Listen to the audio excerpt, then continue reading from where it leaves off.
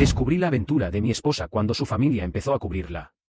Me llamo Mark Thompson, tengo 38 años y soy de Austin, Texas. Nací y crecí aquí, en Estados Unidos, en una familia normal de clase media. Trabajé duro como ingeniero de software en una empresa de tecnología en el centro de la ciudad. Mi vida parecía sacada de un sueño americano, casa con jardín en un buen barrio, 2 hijos, Emma de 8 y Lucas de 6, y una esposa que creí que era el amor de mi vida. Sara y yo nos conocimos en la Universidad de Texas. Ella era hermosa, extrovertida, de una familia grande y muy unida de origen mexicano-americano. Sus padres, los Rodríguez, emigraron hace décadas y construyeron un pequeño imperio con restaurantes y propiedades. Eran gente cálida, ruidosa, siempre celebrando algo. Al principio me encantaba eso. Venían a casa casi todos los fines de semana, traían comida casera, organizaban barbacoas y fiestas familiares. Yo, que venía de una familia más reservada y pequeña, me sentí parte de algo grande. Nos casamos hace 12 años. Los primeros años fueron buenos. Trabajábamos, ahorrábamos, tuvimos a los niños. Pero poco a poco empecé a notar que la familia de Sara tenía demasiado peso en nuestras decisiones. Su mamá, doña Rosa, era la matriarca. Todo pasaba por ella. Si queríamos comprar un auto, ella opinaba. Si discutíamos por dinero, ella se enteraba y llamaba. Al principio lo veía como apoyo familiar. Ahora sé que era control. Todo empezó a cambiar hace unos 3 años. Sara empezó a trabajar más horas en uno de los restaurantes de la familia. Decía que era para ayudar a sus padres y traer más ingresos. Yo estaba de acuerdo, porque mis bonos en la empresa habían bajado un poco y los niños estaban en actividades extraescolares caras. Pero eso significaba que ella llegaba tarde, cansada, y siempre con historias de la familia. Recuerdo la primera vez que sentí algo raro. Era un viernes por la noche. Yo había preparado la cena para los niños y los acosté. Sara llegó pasadas las 11 de la noche, olía a perfume diferente, no al suyo habitual. Le pregunté cómo le había ido y me dijo que solo cerrando con su primo Carlos. Carlos era el hijo mayor de su tía, un tipo carismático, unos años más joven que yo, que siempre estaba bromeando y era muy afectuoso con todos. Esa noche Sara se duchó rápido y se metió en la cama. No quiso hablar mucho. Pensé que estaba cansada. Los meses siguientes la dinámica cambió. Doña Rosa empezó a organizar reuniones familiares, casi todas las semanas. A veces Sara se quedaba a dormir en casa de sus padres, porque era tarde y no quería manejar. Yo protestaba, pero ella me decía, Mark, es mi familia. Tú no entiendes cómo somos nosotros. La sangre es primero. Empecé a sentirme como un extraño en mi propia casa. Mis suegros me trataban bien, pero siempre había comentarios sutiles. Sara necesita más apoyo emocional, los hombres americanos son muy fríos, en nuestra cultura el hombre protege más a la mujer. Yo trabajaba 50 horas a la semana y ayudaba con los niños, pero nunca era suficiente. Un día, revisando unas facturas del restaurante, porque Sara me había pedido que les ayudara con los números, encontré pagos extraños.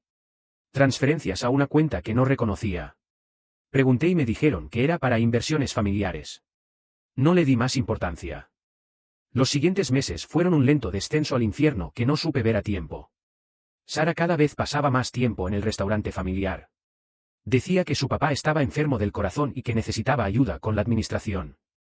Doña Rosa, mi suegra, me llamaba casi todos los días. Mark, mi hija está sacrificándose por la familia. Tú deberías apoyarla más. En nuestra cultura, la familia es todo. Yo intentaba ser comprensivo.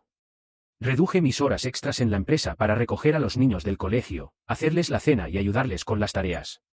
Pero cuanto más hacía en casa, más ausente estaba Sara. Empezó a llegar a casa con el teléfono siempre boca abajo. Antes lo dejaba cargando en la mesa de la cocina, ahora se lo llevaba hasta el baño. Cuando le preguntaba algo sobre el trabajo, sus respuestas eran vagas. Todo bien, lo de siempre. Una noche, cerca de la 1 de la madrugada, recibí un mensaje de un número desconocido. Sara se quedó dormida en el sofá de la oficina. No te preocupes, mañana la llevo temprano. Carlos. Sentí un nudo en el estómago. Le respondí preguntando por qué mi esposa estaba durmiendo en el restaurante a esa hora. Nunca recibí respuesta. Cuando Sara llegó a casa a las 7 de la mañana, me dijo que se había quedado trabajando en los libros de contabilidad y que se quedó dormida. Me besó en la frente como si nada y se fue a ducharse. Empecé a revisar el historial del GPS del auto que compartíamos. Muchas veces aparecía en un motel económico a las afueras de Austin, cerca de la carretera enero del 35. Pensé que quizás era para reuniones con proveedores, pero el corazón me decía otra cosa. Una tarde decidí aparecer sin avisar en el restaurante. Cuando entré, vi a Sara y a Carlos sentados muy juntos en una mesa del fondo revisando papeles. La mano de él estaba sobre la de ella. Al verme, ambos se separaron rápido. Carlos me saludó con esa sonrisa de siempre. Cuñado. ¿Qué haces por aquí? Ven, siéntate, te traigo unas carnitas. Sara parecía nerviosa. Me dijo que estaban revisando impuestos. Me quedé un rato, pero el ambiente estaba tenso. Esa noche discutimos por primera vez fuerte. Mark, estás paranoico. Carlos es mi primo, es familia. ¿Cómo puedes pensar algo tan sucio? Mi mamá tiene razón, tú nunca vas a entendernos. Sus palabras me dolieron. Empecé a sentir que la familia entera me veía como un intruso. Doña Rosa incluso me dijo en una llamada. Sara necesita un hombre que la comprenda, que sea cálido como nosotros. Tú eres muy americano. Las discusiones se volvieron frecuentes. Yo intentaba hablar con calma, ella terminaba llorando y llamando a su mamá. Al día siguiente llegaba un mensaje de su tía o su hermana defendiendo a Sara, estás siendo muy egoísta, Mark. La familia necesita estar unida. Decidí contratar a un investigador privado. Sé que suena extremo, pero ya no confiaba en nada. Mientras esperaba el reporte, las cosas empeoraron. Sara empezó a decir que necesitaba espacio para pensar y se quedaba más noches en casa de sus padres. Los niños preguntaban por mamá y yo no sabía qué responderles. Un viernes por la noche recibí la llamada del investigador. Me mandó fotos y un vídeo corto. En ellas se veía a Sara y Carlos besándose apasionadamente en el estacionamiento del motel. Otro vídeo los mostraba entrando juntos a la habitación y saliendo 3 horas después, arreglándose la ropa. Me quedé sentado en el sofá de mi sala, con los niños dormidos arriba, mirando las fotos en mi teléfono. No podía llorar. Solo sentía un vacío enorme. Al día siguiente confronté a Sara. Le mostré todo. Ella primero lo negó, luego se puso a llorar y dijo las palabras que nunca voy a olvidar. Mark, fue solo una vez. La familia me presionaba tanto. Carlos siempre estaba ahí apoyándome cuando tú estabas trabajando. Mi mamá dice que en nuestra cultura estas cosas pasan y se perdonan por el bien de la familia. La confrontación fue brutal. Sara se quedó mirándome con los ojos llenos de lágrimas, pero no eran solo de arrepentimiento. Había algo más, resentimiento. Mark, tú nunca entendiste lo que es tener una familia como la nuestra, me dijo entre sollozos. Mis padres sacrificaron todo para llegar a este país.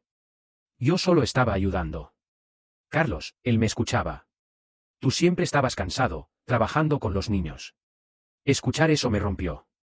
Llevaba años matándome para mantener nuestra casa, pagar la hipoteca en un buen distrito de Austin, las escuelas privadas y las actividades de Emma y Lucas. Y ahora resultaba que yo era el frío americano que no comprendía. Al día siguiente llegó la tormenta. Doña Rosa se presentó en nuestra casa sin avisar, acompañada de 2 tías de Sara y de Carlos. Entraron como si fuera su territorio. Esto es una falta de respeto, empezó mi suegra con su voz fuerte y acusadora. Mi hija es una buena mujer. Tú la estás acusando por celos. En nuestra cultura, la familia se une en los problemas, no se destruye. Intenté mantener la calma. Les mostré las fotos en mi teléfono, sin abrir los vídeos. Carlos estaba allí también, con cara de víctima. Primo, esto es un malentendido, dijo mirándome a los ojos. Sara y yo solo somos familia. Nos queremos, sí, pero como primos. Tú estás imaginando cosas. Sara se puso del lado de ellos. Se sentó junto a su mamá y empezó a contar una versión diferente, que yo la había descuidado, que pasaba más tiempo en la oficina que con ella, que nunca quise aprender español bien ni integrarme del todo a las tradiciones familiares. Los niños estaban en sus habitaciones, pero Emma, de 8 años, escuchó parte de los gritos. Bajó las escaleras llorando. Papá, ¿por qué gritan? Mami se va a ir. Ver a mi hija así me destrozó. Les pedí a todos que se fueran de mi casa. Doña Rosa se fue murmurando que yo estaba separando a Sara de su sangre y que eso traería consecuencias. Esa misma semana las cosas se pusieron feas. Sara se mudó temporalmente a casa de sus padres, para pensar. De repente, los niños solo podían ver a su mamá si yo los llevaba al restaurante o a casa de los abuelos. Cada vez que los recogía, Doña Rosa tenía algo que decir. Los niños necesitan estar con su mamá y su familia real. Tú no puedes darles sola la cultura que les corresponde. Empecé a recibir mensajes de otros miembros de la familia. Algunos primos me escribían diciendo que Sara estaba confundida y que yo debía perdonar por el bien de los niños. Otros eran más directos: en nuestra familia no nos divorciamos. Arréglalo. Mientras tanto, descubrí algo peor. Contraté a un contador amigo mío para revisar las finanzas que Sara manejaba del restaurante. Había transferencias importantes a cuentas personales de Carlos y pagos de consultoría que nunca existieron. Dinero que supuestamente era para la familia había estado financiando hoteles, regalos y salidas de ellos dos. Cuando confronté a Sara por mensaje, su respuesta fue corta. Mi mamá dice que ese dinero era para ayudar a Carlos con su negocio. Tú no entiendes cómo funcionan las cosas en la familia. Me sentí traicionado no solo por mi esposa, sino por todo un sistema familiar que la protegía y justificaba todo. 2 semanas después, Sara pidió separación temporal. Dijo que necesitaba tiempo para encontrarse a sí misma y que la presión de la familia la tenía agobiada. Yo acepté, pensando que tal vez así recapacitaría. Error. Durante esa separación, los niños empezaron a cambiar. Lucas, de 6, tuvo pesadillas y comenzó a mojar la cama. Emma se volvió callada y me preguntaba constantemente si yo también me iba a ir. Intentaba explicarles con palabras sencillas que mamá y papá estaban teniendo problemas, pero que los queríamos mucho. Una noche, mientras veía fotos antiguas en mi teléfono, recibí una llamada de un número desconocido. Era una de las hermanas menores de Sara. Habló rápido y nerviosa. Mark, no debería decirte esto, pero esto no empezó hace unos meses. Lleva más de 1 año. La familia lo sabía y lo tapaba porque Carlos es el que está ayudando a expandir el restaurante. Mi mamá dice que es mejor que se quede en la familia. Ten cuidado, están tratando de quitarte a los niños. Colgué el teléfono con las manos temblando. Al día siguiente recibí una notificación del banco: Sara había intentado retirar una cantidad importante de nuestra cuenta conjunta. Gracias a Dios había puesto una alerta. Bloqueé todo y llamé a un abogado especializado en divorcios en Texas. La guerra acababa de empezar. Los siguientes meses fueron los más duros de mi vida. El divorcio en Texas se volvió una batalla campal, y la familia de Sara lo convirtió en una guerra total. Contraté a la abogada Elena Vargas, una mujer dura y experimentada en casos con familias latinas grandes. Lo primero que me dijo fue: Mark, esto va a ser feo. Ellos van a usar la cultura, la religión y a los niños como armas. Prepárate. Y tenía razón. Sara presentó documentos donde decía que yo era emocionalmente distante y que había descuidado el hogar por mi trabajo.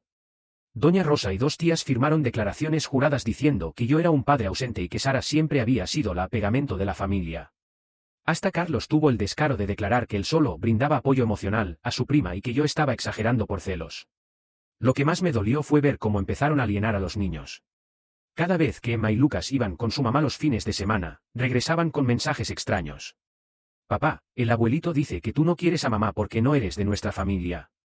Papá, Carlos jugó conmigo y me dijo que él puede ser como un segundo papá si tú te vas. Intenté hablar con Sara por mensaje, pidiéndole que no involucrara a los niños. Su respuesta fue fría. Mis padres solo les están enseñando la verdad. Ellos merecen conocer sus raíces y entender por qué su mamá necesita estar cerca de su sangre. Mi abogada logró una evaluación psicológica para los niños. El psicólogo reportó que Lucas tenía ansiedad de separación y que Emma mostraba signos de lealtad dividida. Recomendó custodia compartida con terapia familiar. Sara se negó. Dijo que los niños necesitaban estar con su mamá y su familia extendida, porque yo no podía darles el calor cultural que merecían. Mientras tanto, descubrí más cosas. La familia había estado moviendo dinero del restaurante a una LLC nueva a nombre de Carlos y Sara. Mi abogada presentó pruebas de malversación de fondos conyugales. Eso enfureció a Doña Rosa, quien empezó a llamarme a todas horas, dejando mensajes en español que luego traducía a mi amigo mexicano. Eres un gringo sin corazón. Estás destruyendo a mi hija y a mis nietos. Dios te va a castigar. Una noche recibí una llamada de la escuela de Emma. La maestra estaba preocupada porque Emma había dicho en clase que papá quiere quitarle a mamá y a la familia. Alguien le había metido eso en la cabeza. Me derrumbé esa noche. Me senté en la habitación de los niños, mirando sus juguetes, y lloré como no lo había hecho desde que era niño. Había perdido a mi esposa, mi matrimonio de 12 años, y ahora sentía que estaba perdiendo también a mis hijos. Pero no me rendí. Empecé a documentar todo, cada mensaje, cada cambio en el comportamiento de los niños, cada transferencia de dinero sospechosa. Mi hermana menor, que vive en Houston, vino a quedarse conmigo 2 semanas para ayudarme con los niños. Su apoyo fue lo único que me mantuvo cuerdo. Sara intentó una reconciliación falsa.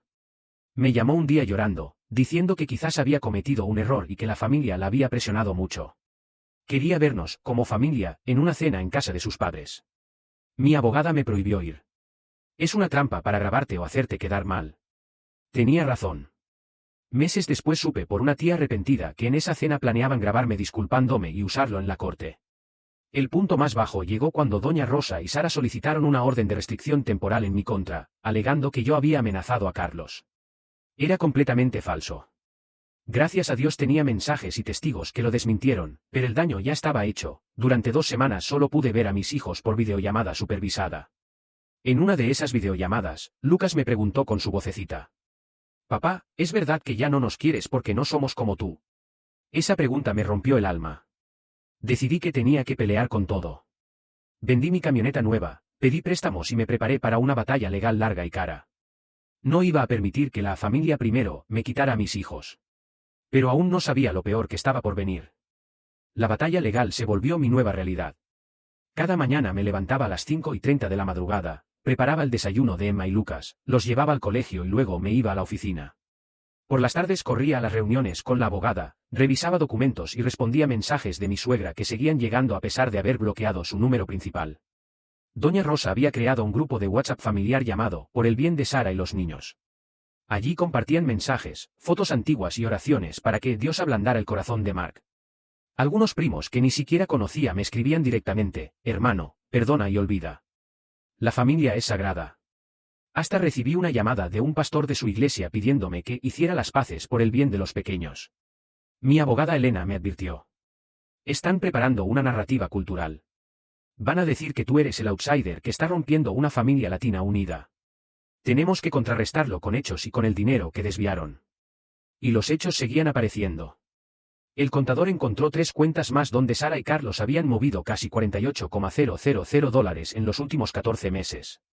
Dinero que supuestamente era para expansión del restaurante terminó pagando viajes cortos a San Antonio, ropa cara y hasta el enganche de una camioneta a nombre de Carlos. Sara cambió de estrategia.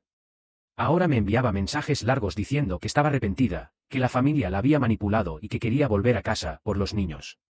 Una noche me escribió a las 2 de la madrugada: «Mark, extraño nuestra familia. Mi mamá me presiona mucho. Carlos fue solo un error tonto. Dame otra oportunidad». Casi caigo. Estuve a punto de contestarle que sí, solo para que los niños volvieran a tener a sus 2 padres bajo el mismo techo. Pero recordé las fotos, los vídeos, las mentiras y cómo ella había elegido a su familia por encima de nosotros. No respondí. El golpe más duro llegó en la audiencia de custodia temporal. Doña Rosa testificó.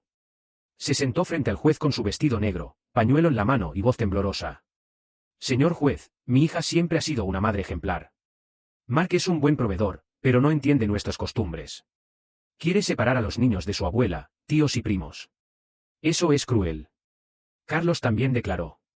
Dijo que él solo era un apoyo para su prima y que nunca había existido nada romántico.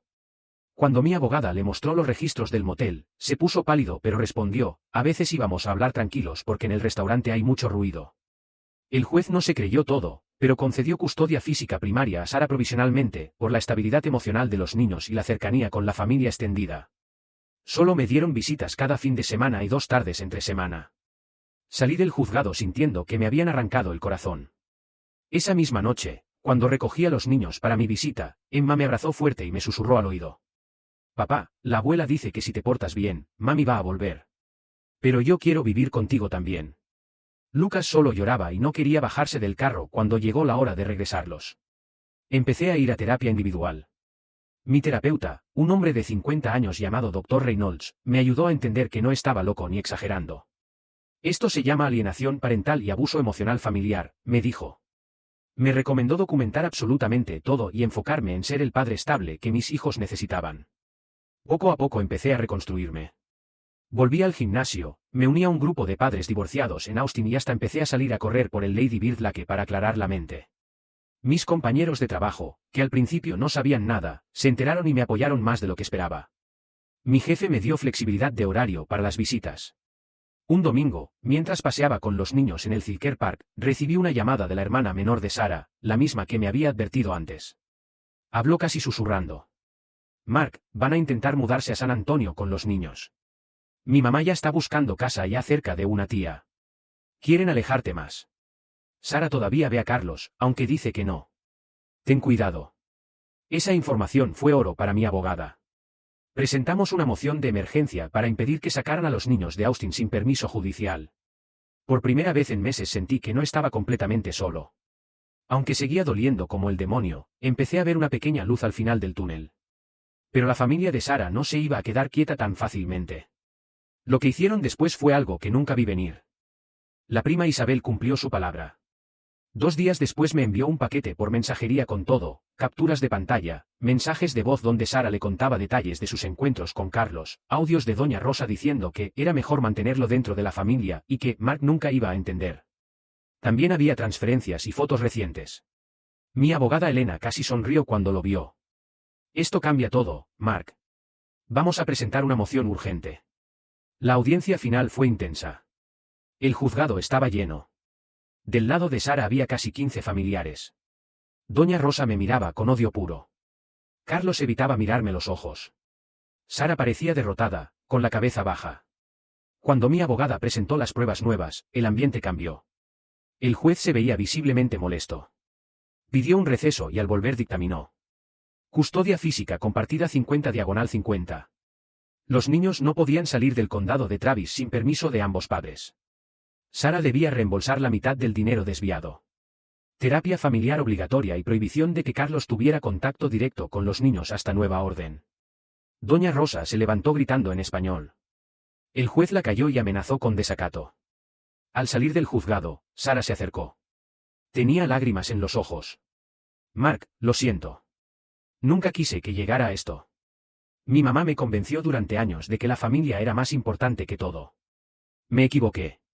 La miré por última vez con algo de compasión, pero sin amor. Sara, la familia que elegiste destruyó la nuestra. Ahora solo quiero criar a nuestros hijos en paz. Los primeros meses después de la sentencia fueron difíciles pero sanadores. Los niños empezaron a mejorar con la terapia. Emma dejó de preguntar por Carlos y Lucas dejó de mojar la cama. Teníamos una rutina clara, una semana conmigo, una semana con su mamá, pero siempre en Austin. Doña Rosa intentó varias veces más meterse. Mandaba comida, regalos y mensajes manipuladores. Hasta que un día le bloqueé todos los números y le envié un mensaje claro por correo: cualquier intento más de contactar a los niños fuera de lo acordado por el juez será reportado. Con el tiempo, Sara empezó a cambiar. Se distanció un poco de su mamá y puso límites. Nunca volvimos a ser amigos, pero logramos una cordialidad fría por el bien de Emma y Lucas. Carlos desapareció del restaurante principal y se fue a trabajar a otra ciudad. Al menos eso me contaron. Yo seguí adelante. Laura y yo empezamos a salir formalmente un año después de la sentencia. Es una buena mujer, divorciada también, con una hija de la misma edad que Emma. Nos entendemos perfectamente. No tiene una familia invasiva y valora el espacio. Los niños la quieren y ella lo respeta. Hoy, casi 3 años después de aquella primera noche en que vi las fotos, estoy sentado en el patio de mi casa en Austin viendo a Emma y Lucas jugar con la hija de Laura. Tengo 41 años, una nueva estabilidad y, sobre todo, paz. Aprendí varias lecciones duras. El amor no es suficiente si una familia entera trabaja en contra de tu matrimonio, la sangre no siempre es más importante que el respeto y la lealtad, hay que poner límites claros, aunque duelan, los niños son más fuertes de lo que creemos, pero necesitan verdad y estabilidad. A veces, cuando estoy solo, todavía pienso en la Sara de la universidad, esa chica alegre que me robó el corazón. Me pregunto en qué momento la familia primero se volvió más fuerte que nosotros primero. Pero ya no duele como antes. Solo es un capítulo cerrado.